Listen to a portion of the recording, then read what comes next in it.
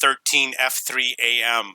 This is a Tier 6 French SPG, and the map is Siegfried line. This is an example of a game where I'm going to play very poorly because I'm going to do some commentary which might be amazing. This could be the best video you ever watch. And this is live. I have a very funny story. One of the funniest stories I ever had. And, I usually go down on these guys hard. I usually go down here in the center.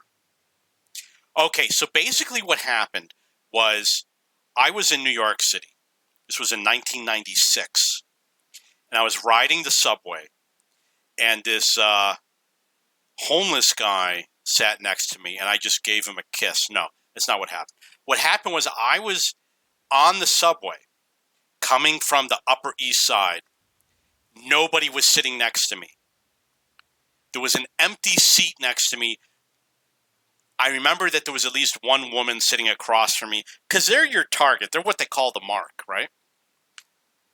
And this Taiwanese guy comes in. You can see where this is going. Taiwanese guy comes in, sits next to me in the empty seat. Doesn't look at me. Doesn't say anything, just sits next to me. And in New York City, nobody says anything. I've had cases where people have spoken on the subway, which will be other stories. Taiwanese guy sits next to me, and I turn to him, and I say, when are you going back to your country? And I know you're going to say, what a horrible thing to say, and I hope everybody did. This guy was my coworker. He was a friend of mine. I don't know why he didn't say hello to me.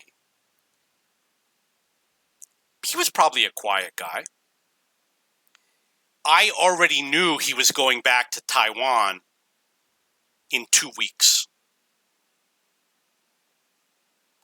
And I really don't remember the whole story. I should have prepared this. I'll tell it in another video. I knew he was going back. That's why I said, when are you going back to your country? And when I said it in a really mean way. So he responded to me. I said, when are you going back to your country? He responded back. He said, 2 weeks.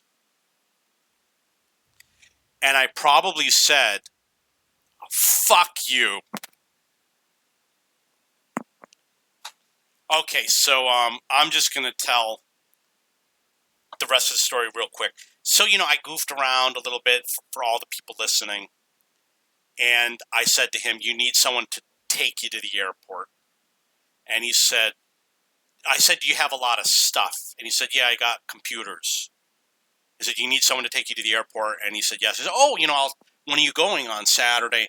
And I met with him in Queens because I had a minivan, which will be another story.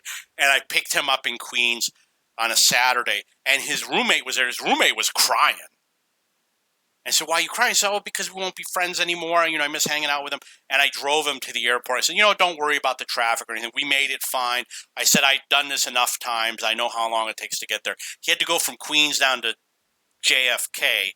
It takes like an hour and a half. On a Saturday, it's no big deal. And said goodbye to him. Never saw him again. But it was like funny. Everything I said on the subway, like, I will take you to the airport so that you can leave our country. I was talking I was talking so that everybody who's eavesdropping thought it was just weird. These effing losers. And I was killed by an Afghan war vet. That's embarrassing.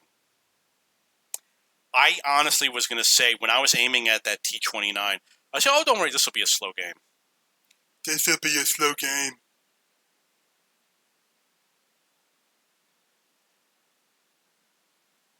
Exiting battle.